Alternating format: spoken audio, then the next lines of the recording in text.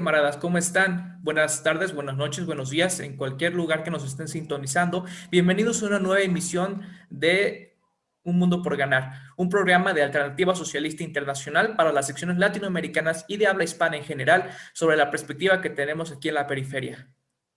El día de hoy tendremos a diferentes camaradas alrededor del mundo que nos estarán narrando las perspectivas de la pandemia y la situación actual de la crisis económica.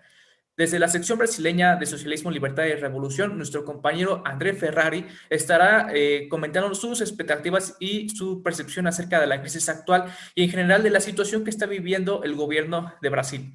Más adelante tendremos también algunos comentarios de nuestra camarada en la sección mexicana, Jocelyn García, quien también estará narrando las expectativas y las acciones que ha tomado el gobierno federal para resolver la situación de la pandemia a nivel nacional. Además de ello, los efectos o las consecuencias de la segunda oleada que hemos visto diferentes gobiernos alrededor del mundo que han tenido un carácter un poco conservador y retraído en políticas para la clase trabajadora, han visto una crisis inminente ahora con la situación económica y con las próximas oleadas que vendrán a continuación. Ahora, para acercarnos un poco al panorama de Brasil, nos hemos dado cuenta que en las últimas semanas, en el gabinete de Bolsonaro, muchos ministros, como lo ha sido el ministro de Exteriores y ministros de Defensa, han renunciado por la labor o por la incompetencia del gobierno y de las últimas declaraciones que ha hecho Bolsonaro para resolver la situación de la pandemia. En las últimas horas hemos logrado vislumbrar cómo el número de casos de muertes ha incrementado de una manera exponencial, siendo una amenaza directa y preocupante para la clase trabajadora que trata de salir de esta crisis.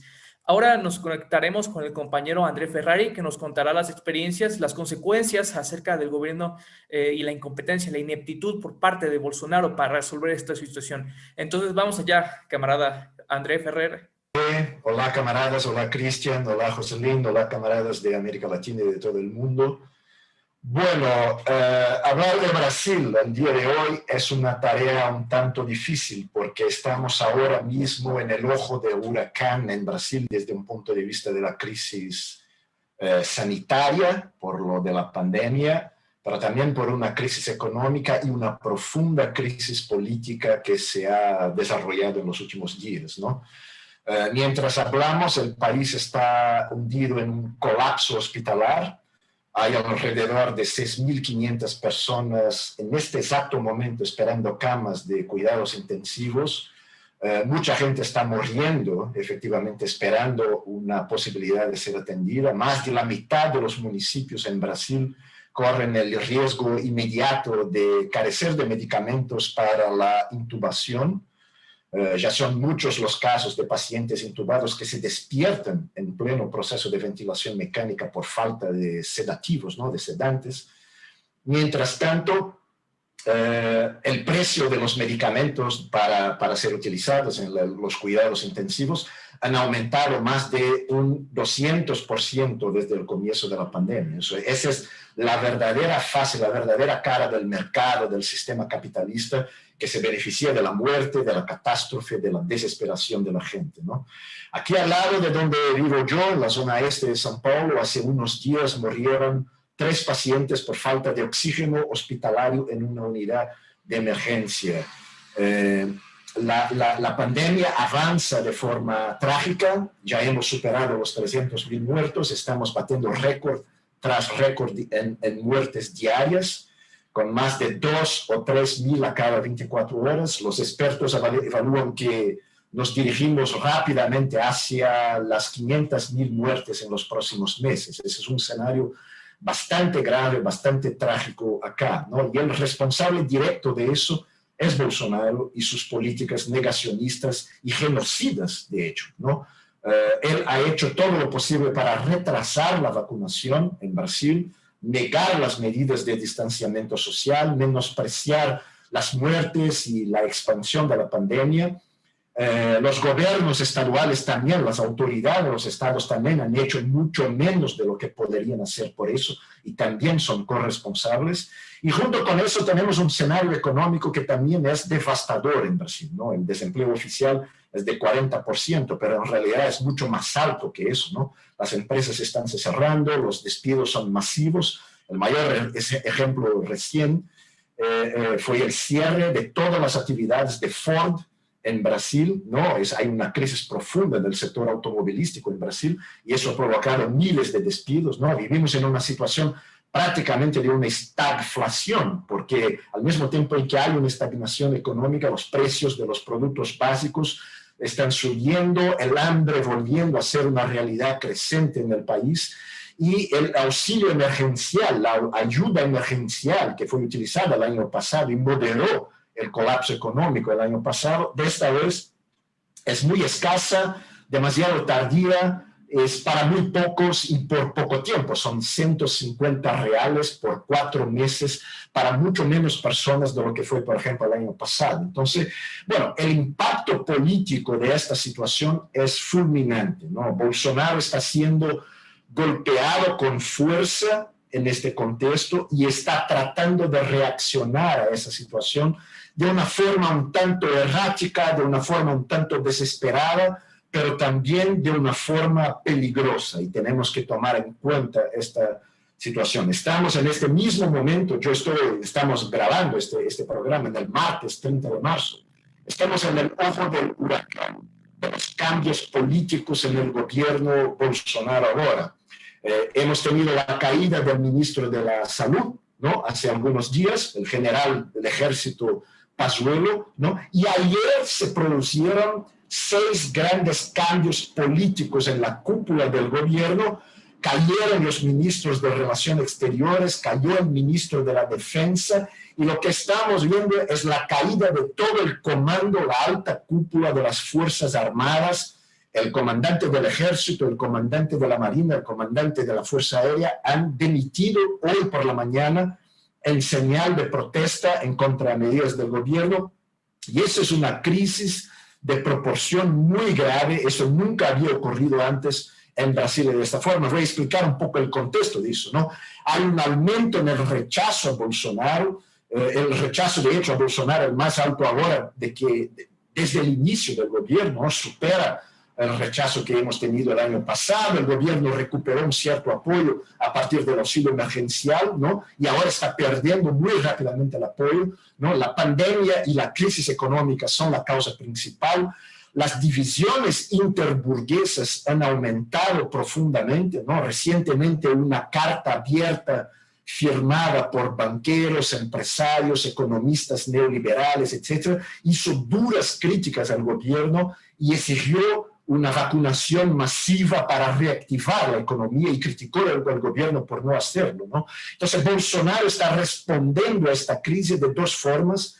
Ha dado un giro de 180 grados en el tema de las vacunas y trata de aparentar que está preocupado con el tema de la vacunación, cambió el ministro de la Salud, etcétera, pero en la práctica no lo hace efectivamente, pero trata de dar la idea de que está preocupado con el tema, y al mismo tiempo se posiciona muy radicalmente en contra del bloqueo, del cierre de la economía, de los lockdown, etcétera, adoptado por los gobernadores en los estados, y con eso se choca con los gobernadores, que en general son representantes de la derecha tradicional, de la centro derecha en Brasil, y así Bolsonaro trata de intentar mantener un apoyo, una base entre los pequeños empresarios, la clase media, incluso algunos sectores populares que temen perder sus empleos, etc. Entonces la bandera, la consigna contra el cierre de la economía tiene cierta base, efectivamente, porque de hecho el lockdown sin ayuda financiera, sin ayuda de emergencia a la gente, sin garantía de ingresos y empleo para la gente, es inviable efectivamente en Brasil. Entonces, la respuesta que la derecha tradicional, incluso la centro-izquierda, da a esta situación es muy limitada, y en este punto Bolsonaro está tratando de intentar recuperar algún apoyo ya. Nuestra respuesta, la respuesta de la izquierda socialista, tiene que ser claramente no morir de hambre ni por el virus, ¿no? Vacunación en masa, pero lockdown con garantías de puesto de trabajo y renta, ingresos a la gente, y que los paguen los súper ricos, ¿no? Eso es, o sea, que ellos paguen por esta situación, por esta crisis, ¿no? Pero Bolsonaro también responde a una crisis política profunda, porque tuvo que utilizar un expediente de buscar una base en el Congreso Nacional, ¿no? con el llamado Centrão, que es la mayoría de la Cámara de Diputados, que es una mayoría fisiológica, como decimos acá, que no es ideológica propiamente, pero está interesada en sus propios intereses y privilegios, ¿no? Y que compone la mayoría del Congreso Nacional, particularmente la Cámara de Diputados, y Bolsonaro tiene que mantener esta base con, bueno, sobornos, todo tipo de recursos para las bases electorales de este sector, cargos en el gobierno, etc. Y eso ha provocado una crisis entre este sector, el Centrão, que de hecho es un sector de derecha, efectivamente, ¿no? Y otros sectores del gobierno, en particular la ultraderecha ideológica, ¿no? El precio a pagar fue la caída del ministro de Relaciones Exteriores de Brasil, Ernesto Araújo, que es un tipo de ultraderecha fanático, trumpista, antichino, con todo tipo de teorías conspiratorias. Este tipo cayó ayer también, ¿no?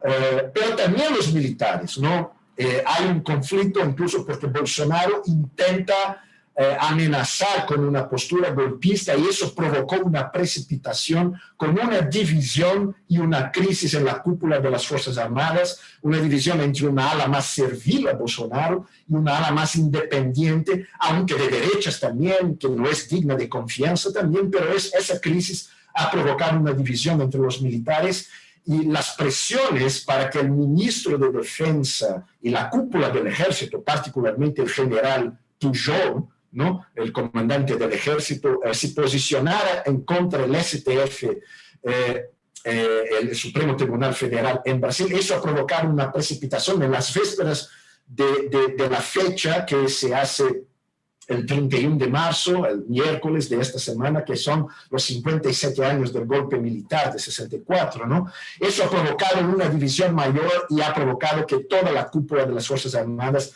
renunciara a su posición, aunque una ala de los militares sigue en el gobierno, mantiene ministerios, porque de hecho la relación de Bolsonaro con los militares es una relación más compleja y bueno, es un proceso que todavía continúa, ¿no? Pero la cuestión fundamental es que hay una ala de la burguesía, y yo termino con eso, hay una ala de la burguesía que quiere una alternativa burguesa más confiable a Bolsonaro.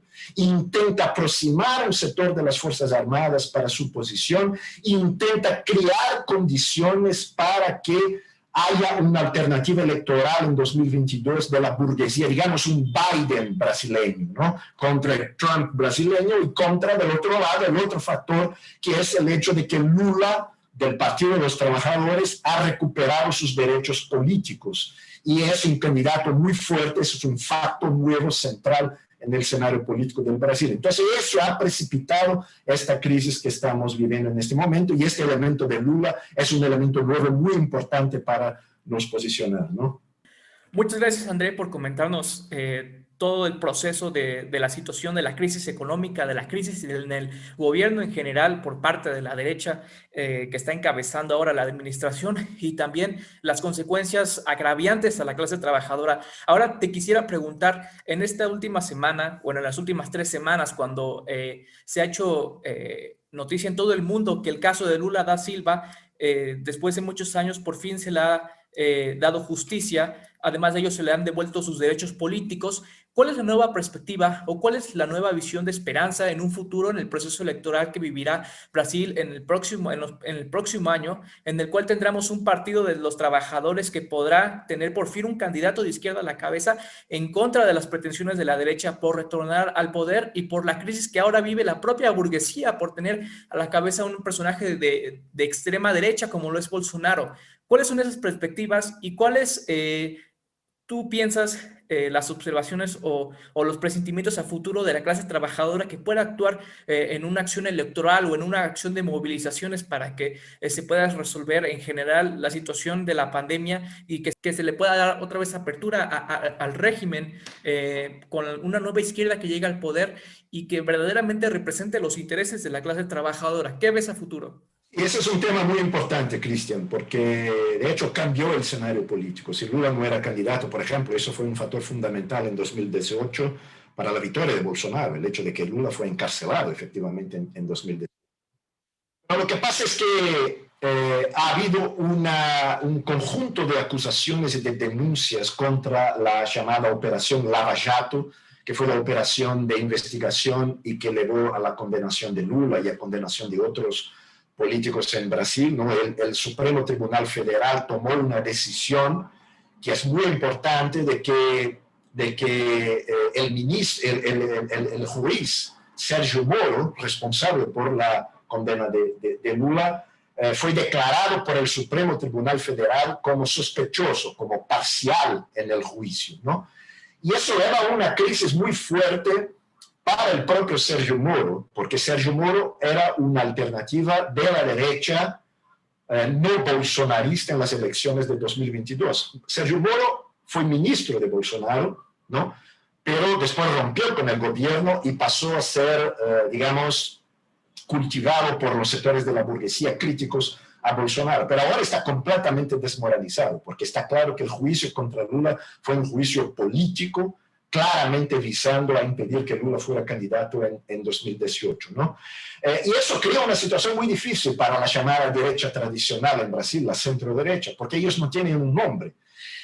Y quieren construir un nombre, ¿no? Efectivamente, para poder disputar en las elecciones. Eso disminuyó el espacio para que una derecha que no bolsonarista volviera al poder, ¿no? Pero eso provoca también un aumento de la tensión de esta derecha no bolsonarista con el propio Bolsonaro, porque una posible estrategia de la derecha tradicional es enfraquecer Bolsonaro, es como incluso tornar Bolsonaro mucho más frágil en el proceso electoral para que en una segunda vuelta en 2022, por ejemplo, un candidato de la derecha tradicional pueda disputar con Lula, porque Lula parece un poco inevitable que va a estar en la segunda vuelta, etc. Entonces, hay una disputa entre la derecha sobre quién va a ser el adversario de Lula en 2022, aunque este es un proceso muy abierto todavía, mucha cosa va a pasar, ¿no? Por tanto, la tendencia es un aumento de la tensión y nosotros no podemos descartar la posibilidad de que haya una amenaza más directa, incluso la posibilidad de procesos de impeachment, etcétera, que volvieran a se plantear, etcétera. Pero hay una cuestión muy importante cara a la cuestión de Lula, ¿no? Porque Lula mira una situación donde la derecha está en crisis, la derecha no tiene un nombre, y Lula ve un escenario muy favorable para que pueda ganar apoyo de la propia burguesía.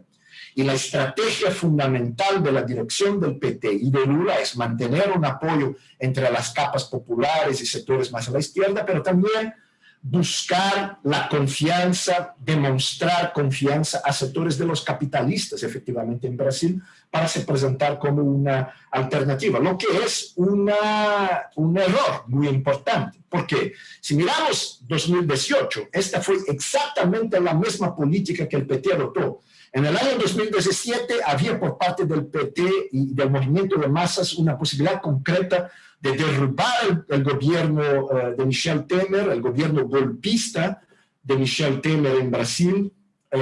Ha habido una huelga general muy fuerte, un proceso de ascenso de las luchas, pero la dirección del movimiento de masas ha contenido esto porque priorizó la vía electoral. Y el resultado fue que la burguesía recuperó condiciones, por ejemplo, de prender a Lula, encarcelarlo, impedir que sea candidato, etc. Y abrió camino para Bolsonaro ganar las elecciones.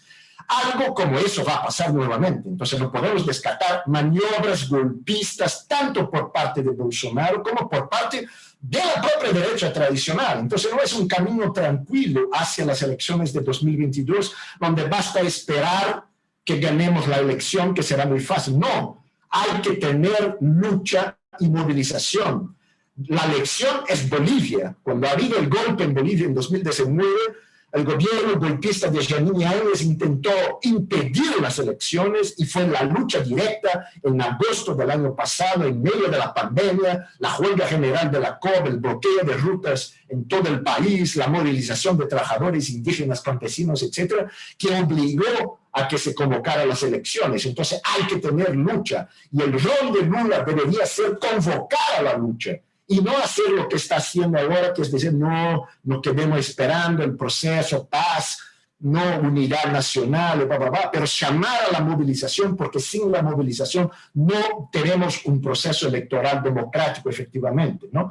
Y además de eso, no se puede esperar 2022. porque a cada día que Bolsonaro se queda en el poder significan miles de muertos en este país. Esto es la realidad de los hechos. Entonces hay que derrubar Bolsonaro inmediatamente, a llamar a movilización. Esa es la tarea fundamental. Sabemos que la pandemia pone límites a la posibilidad de movilización ahora, pero vamos a tener una situación más favorable en algunas semanas o meses. Pero la cuestión es acumular fuerza para un enfrentamiento directo hacia el gobierno. Esa es la tarea de la izquierda. Y para eso hay que tener unidad de todo el movimiento social. Nosotros, Liberdad, Socialismo y Revolución, la LCR, actuamos en el PSOL, defendemos una unidad de acción en la lucha con el PT, la CUT, todos los sectores del movimiento, en contra de Bolsonaro. Pero al mismo tiempo reivindicamos el derecho de que la izquierda socialista pueda presentar en el proceso electoral una alternativa que no sea la alternativa de la conciliación de clases, que todavía es la alternativa que el PT presenta. Lula mantiene la posición de colaboración de clases, que todos pueden ganar, los capitalistas pueden ganar, los banqueros pueden ganar, la población más pobre puede ganar, todos pueden ganar juntos. Nosotros decimos no, el capitalismo vive una histórica crisis y Brasil vive una histórica crisis y hay que fortalecer la lucha de los trabajadores para derrotar no solamente a Bolsonaro, pero el sistema que ha creado Bolsonaro. Bolsonaro, el resultado de una crisis del sistema en sus reflejos específicamente en Brasil. Entonces hay que levantar un programa anticapitalista y socialista también en el proceso electoral. Entonces el PSOL debe tener, el Partido Socialismo y Libertad, donde nosotros actuamos, debe presentar esta alternativa socialista en el proceso y que incluso puede ser una candidatura en 2022. Estaríamos votando, aunque críticamente en Lula contra Bolsonaro, contra lo que sea en una segunda vuelta de las elecciones, pero este programa socialista tiene que ser presentado en el proceso. Esa es la posición que nosotros planteamos. Entonces la izquierda socialista tiene una responsabilidad muy grande para las luchas y para una alternativa efectiva a la crisis brutal que el país vive en este momento.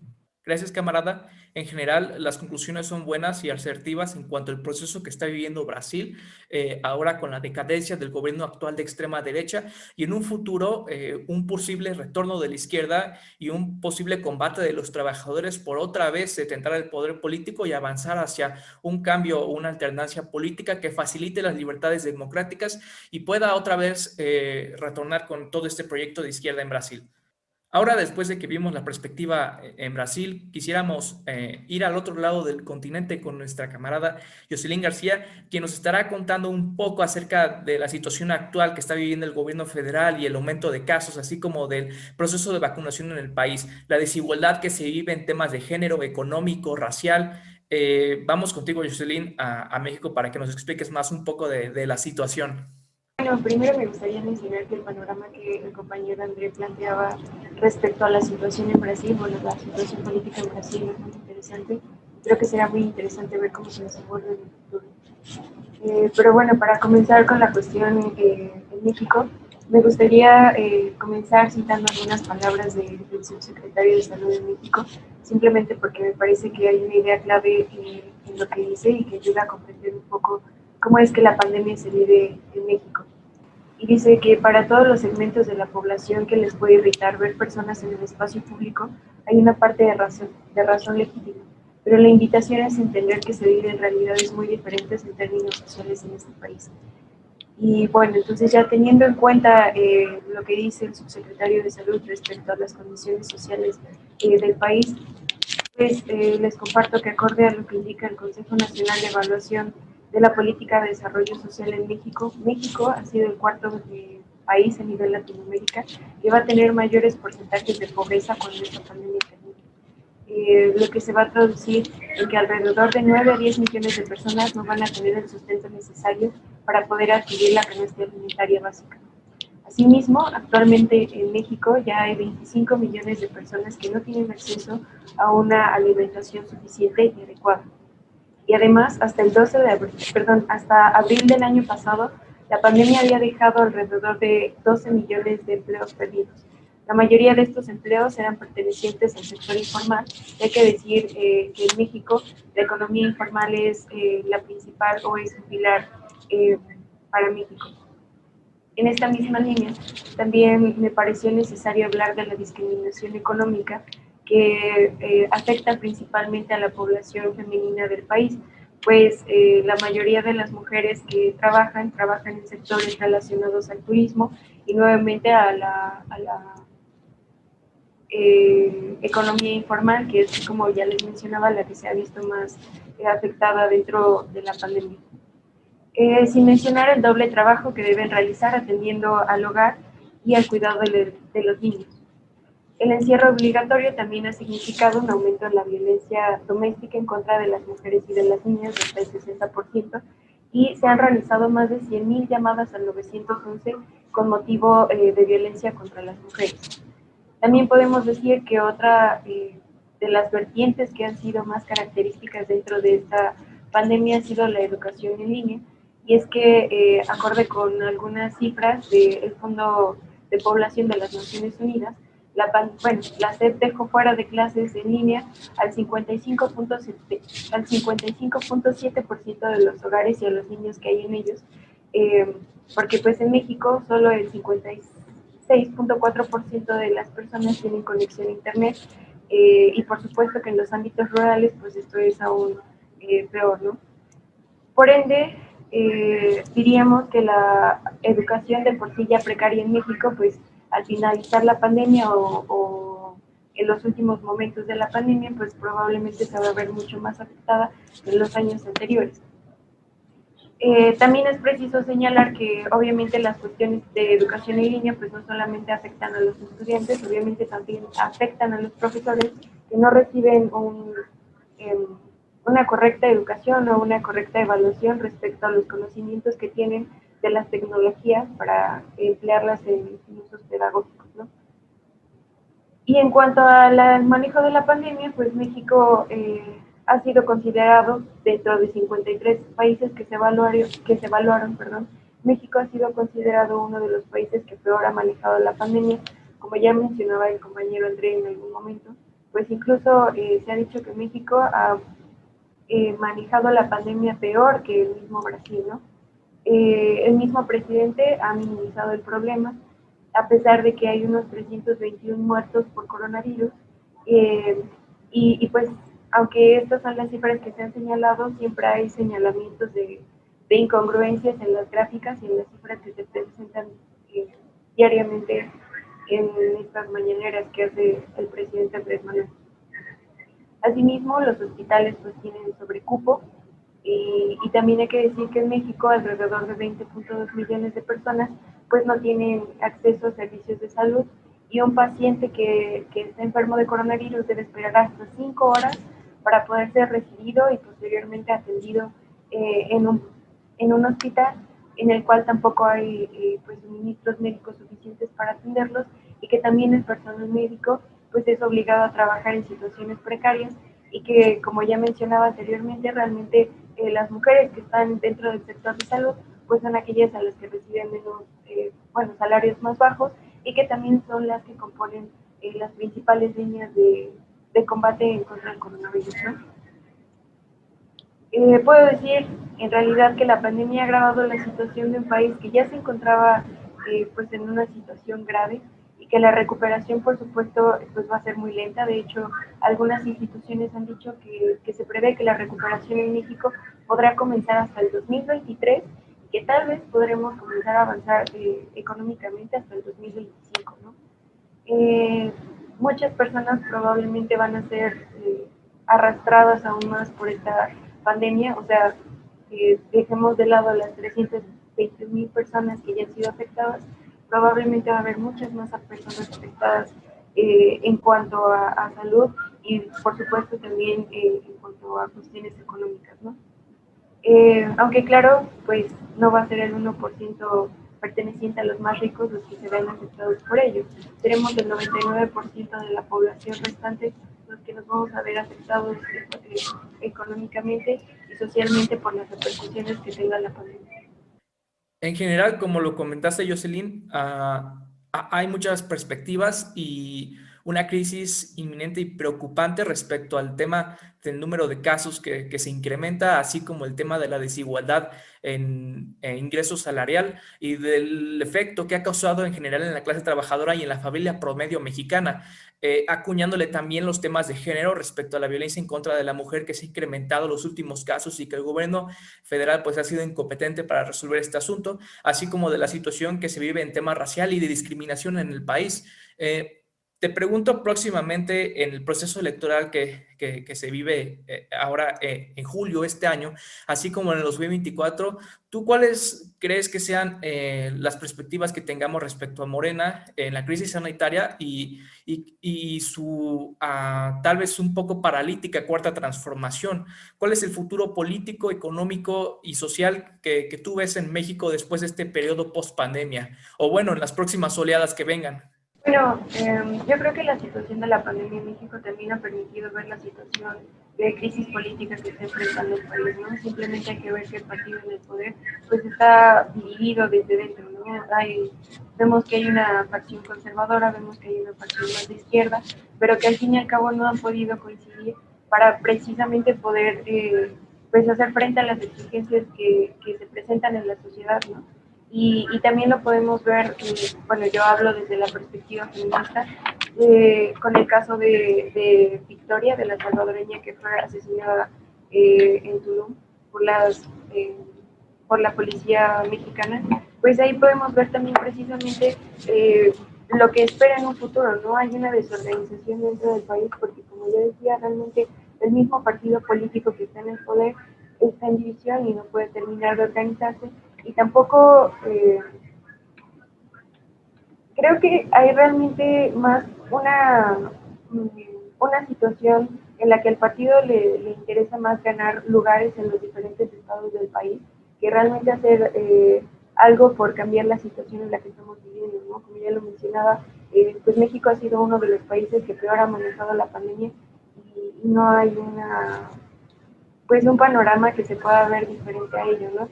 Y en cuanto a la oposición política, pues también vemos que la derecha en México está, pues, en una situación sensible, ¿no? Muchas gracias, camarada Jocelyn, por compartirnos un poco más de la situación en México y en general la situación que está viviendo la clase trabajadora en América Latina respecto a la crisis de la pandemia y a la crisis económica. Terminando con las conclusiones de los compañeros acerca de las perspectivas de Brasil y México, podemos ver que la derecha todavía tiene un programa, un proyecto inminente por quitar libertades democráticas, por quitar derechos laborales y por aún sumergir más a la clase trabajadora en una situación miserable en consideración de una izquierda que pueda ser combativa y que pueda salir a la luz y que pueda rescatar los intereses de la clase trabajadora en general. Sabemos que en México, tanto como en Brasil, compartimos muchas perspectivas en la condición de la lucha de clases, así como de los procesos y las estrategias que tiene que seguir la izquierda revolucionaria en general para retomar el poder político y para avanzar hacia una alternancia socialista y verdaderamente de izquierda, que no solamente se quede en la conciliación de intereses o en la coalición de clase.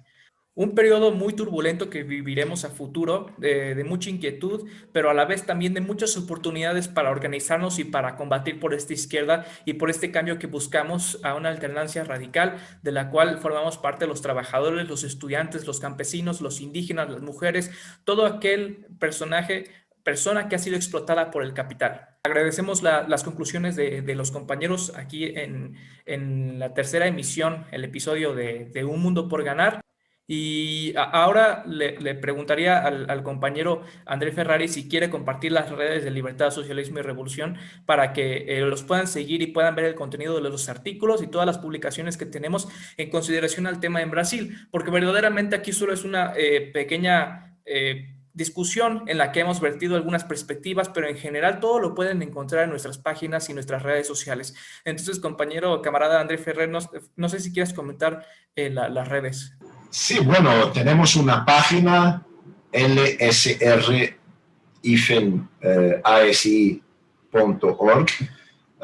Nos puede seguir en Facebook, en Instagram, en las diferentes redes sociales. Tenemos materiales sobre Brasil, los materiales en portugués, pero quizá sea posible para muchos entender. Y estamos también colaborando con la página de la Alternativa Socialista Internacional, que es efectivamente una herramienta importante para integrar no solamente el debate sobre lo que pasa en el mundo, pero la acción concreta de los socialistas revolucionarios en este periodo muy especial de la lucha de los trabajadores y de los oprimidos en todo el mundo. Estamos presentes en más de 30 países y somos un instrumento efectivamente para una intervención concreta. Llamamos a todos que vengan a conocer más las posiciones de la ASI y que se junten a nosotros y luchemos juntos.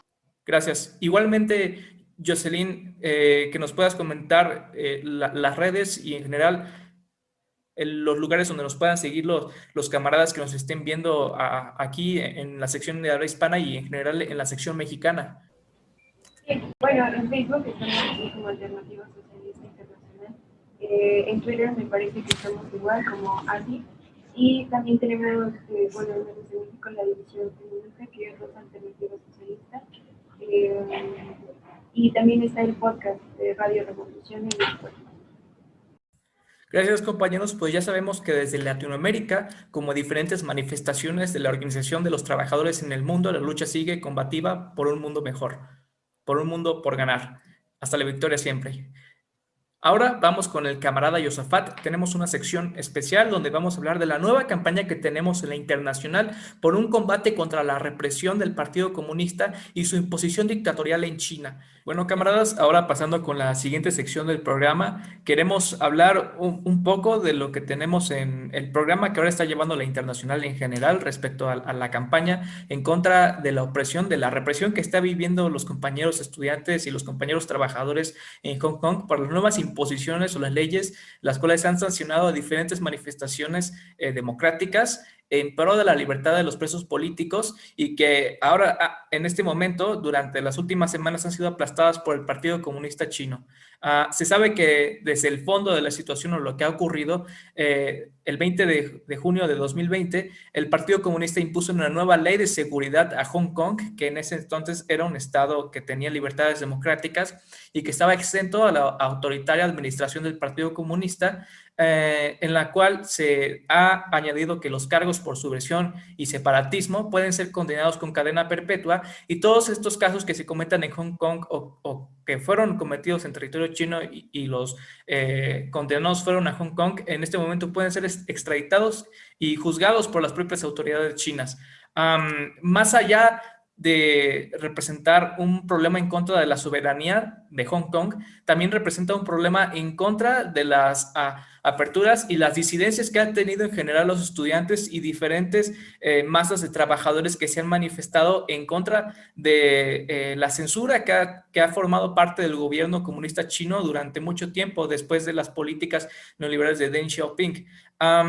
No se había visto una manifestación ni una represión de tal magnitud como se vivieron en las protestas de 1989. Durante los últimos meses de 2020 hasta los primeros meses de 2021 se ha visto que las diferentes manifestaciones han sido lideradas por estudiantes y que a pesar de la pandemia y la situación restrictiva en la cual diferentes personas se tienen que mantener en su hogar, pues todavía sigue este combate en las calles, todavía sigue este combate en los centros organizativos de estudio, en las universidades, en los sindicatos que ahora también laboran de manera clandestina mientras la administración dictatorial del Partido Comunista Chino y de Xi Jinping sigue en el poder, ¿no? Aquí tenemos al compañero, a camarada Yosafat Arrieta de la sección mexicana de Alternativa Socialista Internacional, que nos estará contando también un poco de la situación que está viviendo en este momento Hong Kong y en general China respecto a la represión y la nueva campaña que está lanzando la internacional en apoyo a los compañeros que están encarcelados o que están suscitando todo este proceso que es violento y amenazante para en general las libertades democráticas y para el cambio de izquierda o radical que busca la sociedad. Adelante, Jos. Sí, gracias, Chris. Como bien comentas, ¿no? O sea, el tema de Hong Kong ha estado sobre la mesa de debate mínimo desde finales de 2019, ¿no? Cuando vimos toda esta irrupción de las masas en las calles en Hong Kong protestando contra esta idea que ya venía manejándose un poco dentro de la narrativa de Xi Jinping y del Partido Comunista de querer acabar con esta idea de un país, dos sistemas, ¿no? Que había sido como la consigna de esta, digamos, dualidad entre China continental y Hong Kong como algo dentro de China, pero a la vez, pues, con un sistema diferente, ¿no? Donde hasta cierto punto se permitían ciertas libertades democráticas, se permitía también la elección de representantes en una asamblea parlamentaria.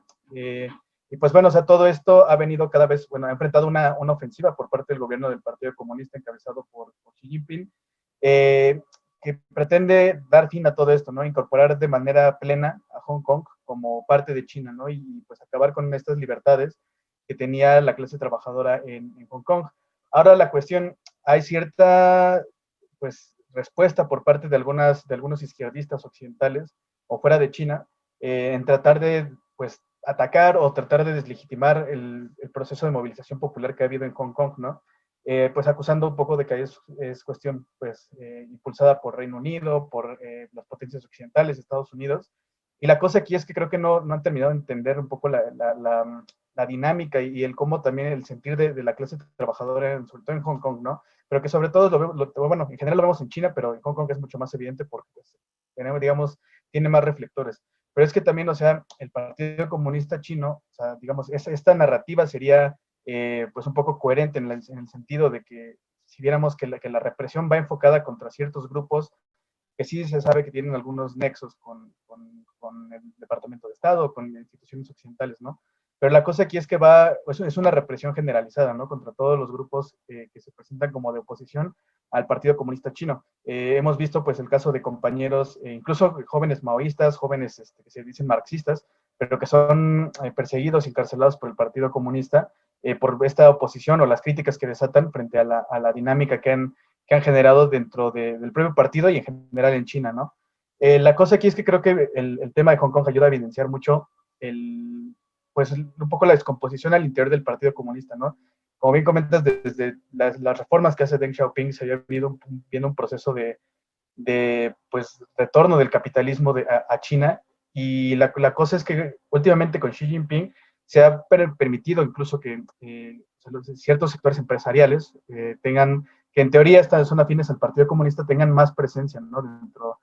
dentro de la asamblea del partido. O sea, la cosa aquí es que el Partido Comunista cada vez deja de ser más este aparato, pues que de cierta forma en ciertos momentos de la historia sí llegó a representar una fuerza de la clase trabajadora y se ha convertido en un lugar donde cada vez tienen más peso los grandes empresarios, la gente ligada a la cúpula del partido y Xi Jinping, ¿no?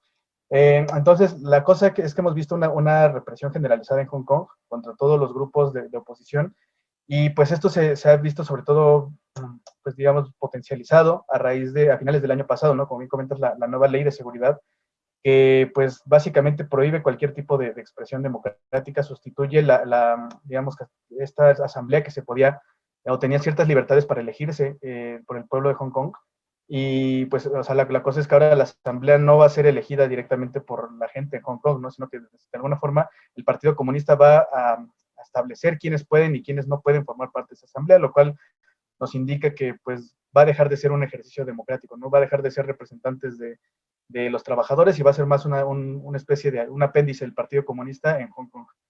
Y pues bueno, a la par de esto hemos visto una serie de detenciones de diversos activistas y dirigentes en Hong Kong. Entre ellos está el caso de este dirigente apodado Long Hair, cabello largo, que es un dirigente que había sido parlamentario de izquierdas, que había apoyado incluso a nuestros compañeros en Hong Kong y en China, bueno, o sea, la sección de China continental, Hong Kong, y en diversas campañas que habían realizado ellos.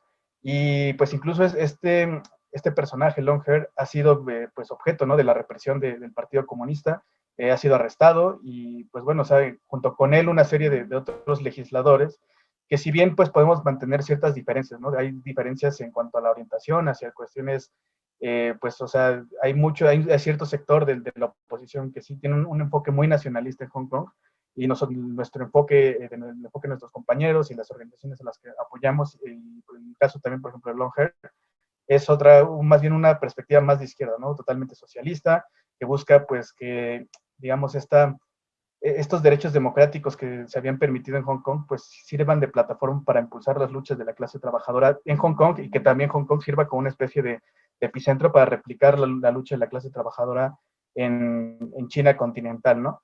Y pues bueno, conforme hemos visto el avance de este proceso de represión en Hong Kong, y bueno, que en general se repite en toda China, pero específicamente en Hong Kong dirigido contra ciertos sectores, la internacional, el Alternativa Socialista Internacional ha decidido pues lanzar una campaña de solidaridad con la gente de Hong Kong, con las organizaciones y la gente que está siendo reprimida, pero la cuestión aquí es que pues marcamos nuestra distancia, ¿no? Tanto de estos discursos que tratan de acusar a toda la oposición y que la meten en un mismo saco, acusándola de ser pro-occidentales o ser, pues, agentes de la CIA, etcétera, y estas cosas, ¿no? Que suelen repetirse desde la izquierda fuera de China, ¿no? Pero también nos marcamos nuestra distancia de estos sectores que sí efectivamente tienen ciertos intereses imperialistas, ¿no? Las organizaciones que son apoyadas por Estados Unidos, las declaraciones de gobiernos occidentales, tratamos de mantener una distancia de ambas posiciones que nos parecen totalmente erradas e incoherentes, y pues tratar de impulsar una campaña de solidaridad propia, ¿no? Y que va enfocada justamente a lo que identificamos como una necesidad primordial, que es la salvaguarda de los derechos, tanto democráticos, pero así que también incluso de la integridad de las víctimas de la represión en Hong Kong, ¿no? Bueno, a través de nuestros compañeros hemos visto que también durante todas estas, nos hemos mantenido pues informados a lo largo de estas semanas, y pues bueno, la decisión ha sido sacar esta campaña que busca mostrar pues la solidaridad internacional, ¿no? Digamos que no podemos, también un poco por la cuestión de la crisis sanitaria se ha entendido que no se puede intervenir tal vez de algunas formas, pero pues sí podemos a través de ciertas imágenes, a través de carteles, enviar incluso cartas a los detenidos en Hong Kong. Puede ser una muestra de solidaridad importante y también pues hasta cierto punto generar cierta presión, ¿no? sobre pues, la comunidad internacional y también, digamos, dentro de Hong Kong. Un poco también la invitación a que se acerquen a nuestros materiales escritos sobre Hong Kong, tanto en la página de Alternativa Socialista México, como en la página del LSR, la sección de Alternativa Socialista en Brasil, o incluso en el propio documento que se sacó en la plataforma de la internacional, del International Socialist Alternative, para que puedan pues también informarse más acerca de lo que está pasando en Hong Kong, para que sepan de qué manera se pueden apoyar o pueden mostrar pues dar estas muestras de solidaridad hacia los camaradas que están pues resistiendo en Hong Kong. Y pues ahora sí que más que nada es la invitación a eso, a que difundan un poco también lo que está sucediendo en Hong Kong, a que difundan también la campaña que estamos lanzando desde Alternativa Socialista Internacional, y que puedan sumarse a través de algún esfuerzo, ya sea con algún cartel, alguna demostración pública, incluso el tema de cartas que viene un poco especificado en el texto, digamos que las condiciones bajo las cuales se puede escribir para hacer llegar estos mensajes a la gente que está siendo encarcelada en Hong Kong. Y pues bueno, más allá de esto, también a seguir pendientes, ¿no? De qué es lo que va pasando en Hong Kong, ver de qué manera pues responde la gente, porque vienen, digamos que esta renovación después de la intervención de China en Hong Kong, va a haber una renovación de la Asamblea Legislativa, y pues bueno, se entiende que la gente va de cierto modo a boicotear, ¿no? Este proceso de renovación de la Asamblea Legislativa, y pues apunta a que, al igual que en todo el mundo, estamos viendo digamos, un nuevo repique de movimientos sociales a lo largo de los diferentes continentes. Es casi seguro que la situación en Hong Kong pues no va a ser muy diferente, ¿no? Más bien, creo que lo que vamos a ver va a ser una situación de un nuevo despliegue de movilizaciones fuertes, como lo que vimos en 2019, en donde sean, como digamos a nivel internacional hemos visto, donde sean los jóvenes y las mujeres quienes lideren estos procesos de lucha y de resistencia de la clase trabajadora. Y pues bueno, o sea, también la cuestión de no quedarse con una parte de la información, ¿no? Y siempre tratar de entender bien el panorama, y para no caer justamente en estos errores, ¿no? De calificar a la oposición, a toda la oposición como luchadores por la democracia, como, o sea, como ajenos a cualquier tipo de interés, pero tampoco caer en la otra, digamos, en el otro extremo, ¿no? Que es calificar a todos de ser agentes del imperialismo y estos insentidos que se repiten mucho. Pero bueno, más que nada es esa invitación a que se mantengan atentos a lo que está pasando en Hong Kong, a que nos ayuden a compartir la campaña de solidaridad y sobre todo a que se puedan sumar a este esfuerzo que estamos haciendo desde Alternativa Socialista Internacional. Gracias, camarada Yosafat. Evidentemente estamos observando que la situación en Hong Kong se está encrudeciendo con la designación dictatorial del Congreso Popular Nacional del Partido Comunista Chino, que ahora en este momento todavía están siendo detenidos diferentes compañeros que están protestando y que forman parte de una izquierda revolucionaria, que forman parte de este grupo de estudiantes marxistas o maoístas, que ahora el compañero Leung Wok-hong, el que ha luchado y ha combatido durante muchos años por ser oposición dentro de temas parlamentarios, también sigue detenido y todavía espera una sentencia que pueda ser de cadena perpetua o incluso en un caso mayor hasta de pena de muerte. Sabemos también que la campaña y en general la Alternativa Socialista Internacional se distancia completamente de estos discursos liberales o prodemocráticos, que a veces detrás de ellos hay un interés imperialista por parte de multinacionales o de gobiernos, como es el caso de Estados Unidos. Seguimos con la lucha. Como lo comentó el compañero Yosafat, pueden acercarse a nuestras redes sociales, acercarse a los compañeros que formamos parte o que militamos en la organización para que puedan saber un poco más y tal vez les podamos compartir respecto a la situación que está sucediendo en Hong Kong y de las próximas actividades que se tendrá la campaña a nivel internacional en apoyo a los compañeros y en apoyo en general a la clase trabajadora que, repetimos, sigue viviendo en un constante estado de represión por parte del Partido Comunista Chino y en general la dictadura de Xi Jinping.